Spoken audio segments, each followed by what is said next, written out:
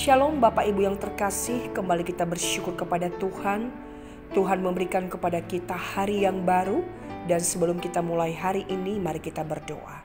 Bapa, kami bersyukur untuk kasih karunia-Mu, di mana pagi hari ini kami boleh bangun dengan tubuh yang sehat, kami boleh menghirup udara pagi yang cerah, dan kembali kami merenungkan kebenaran firman-Mu.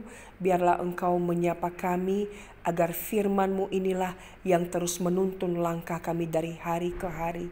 Demi nama Tuhan Yesus kami bersyukur dan berdoa. Amin. Pagi hari ini saya mengajak kita untuk membaca di dalam Ayub pasal 8, khususnya ayat yang ke-20 saja.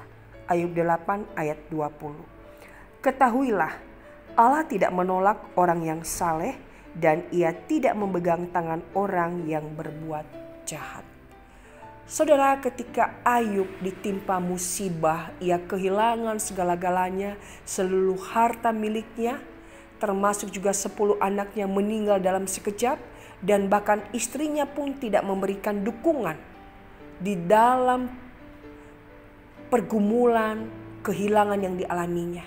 Maka datanglah teman-teman Ayub untuk menghiburnya.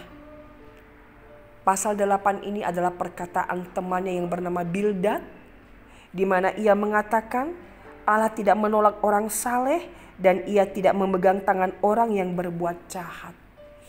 Sebenarnya di dalam kata-kata ini tersirat bahwa ia menganggap Ayub itu hidupnya berbuat jahat. Tentunya kalau ia saleh, maka Tuhan tidak akan membiarkan ia ditimpa oleh musibah. Nah, saudara, ternyata hal ini banyak juga dipikirkan oleh orang-orang yang mengikut Tuhan, bahwa mereka yang hidupnya saleh tentu akan diluputkan dari segala persoalan, musibah, sakit penyakit, masalah. Dan kalau hidupnya jahat, mereka akan dibiarkan menderita. Namun bukti yang sangat nyata adalah kitab yang kita baca hari ini, Ayub. Ayub adalah orang yang saleh. Ia rajin berdoa, membawa keluarganya kepada Tuhan untuk mengaku segala dosa-dosa mereka, untuk mereka disucikan dari segala kejahatannya. Namun toh Allah mengizinkan Ayub, Allah menguji Ayub, dan tentunya Allah juga mengetahui sejauh mana Ayub bisa kuat. Nah, sedang terkasih, jangan kita juga memiliki pemikiran bahwa jikalau saya hidup saleh, setia, taat, maka tentunya Allah meluputkan saya. Dan jikalau orang-orang yang berbuat jahat, maka tentunya mereka akan mengalami penghukuman. Sehingga kita seringkali tanpa sadar menghakimi. Oh, ia sakit karena ia berbuat dosa, karena ia jahat. Oh, ia gagal, ia bangkrut karena ia berdosa kepada Tuhan. Ayub yang hidupnya saleh pun diizinkan Tuhan mengalami musibah yang begitu luar biasa, begitu berat. Seluruh harta ludes, bahkan anak-anaknya juga diizinkan Tuhan untuk meninggal di dalam sekejap. Nah, saudara, apa bedanya orang yang saleh dengan orang fasik? Orang saleh akan ditopang oleh Tuhan dan bisa setia sampai akhir. Namun orang fasik ketika ia menderita, ia semakin rusak dan hancur dan menuju kepada kebinasaannya. Ketika kita hidup saleh, itu bukan berarti kita akan jauh dari persoalan masalah. Tetapi ada kekuatan, ada pimpinan, ada anugerah Tuhan di sana, di mana kita akan dimampukan untuk melewatinya. Tuhan tahu kekuatan ketahanan Ayub, dan Tuhan tidak akan menguji Ayub melebihi daripada kekuatannya. Sehingga pada akhirnya dengan anugerah Tuhan, Tuhan yang menopang Ayub, ia pun bisa tetap setia sampai akhir. Saya tidak tahu pergumulan hidup apa yang kita alami hari ini.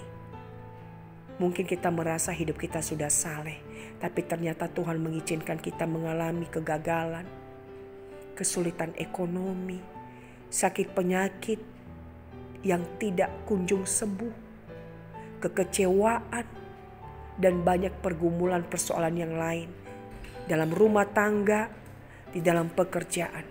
Tetapi mari kita melihat kehidupan Ayub yang saleh pun diuji Tuhan. Namun orang yang saleh itu akan ditopang sehingga ia bisa melewati sampai akhir. Saudara, mari kita terus berjalan dengan iman bahwa apapun yang Tuhan izinkan terjadi bagi kita, kita akan disertai sampai pada akhirnya kita akan menjadi pemenang.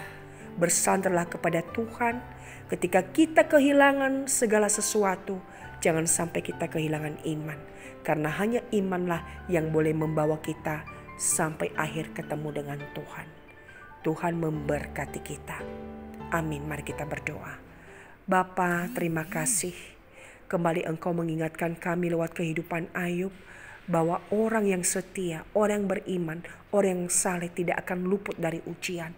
Namun ketika Engkau menguji orang-orang pilihan-Mu, Engkau setia memelihara sampai akhir.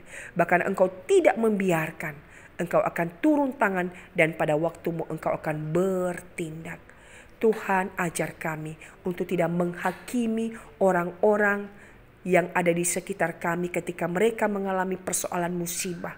Tetapi biarlah kami melihat diri kami, bagaimana hidup kami di hadapan Tuhan, dan bagaimana belajar terus untuk hidup benar dan setia.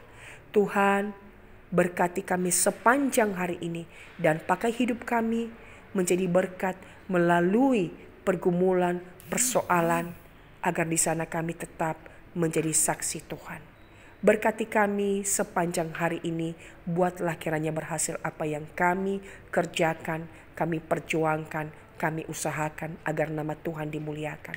Demi nama Yesus kami berserah dan berdoa. Amin. Tuhan memberkati saudara.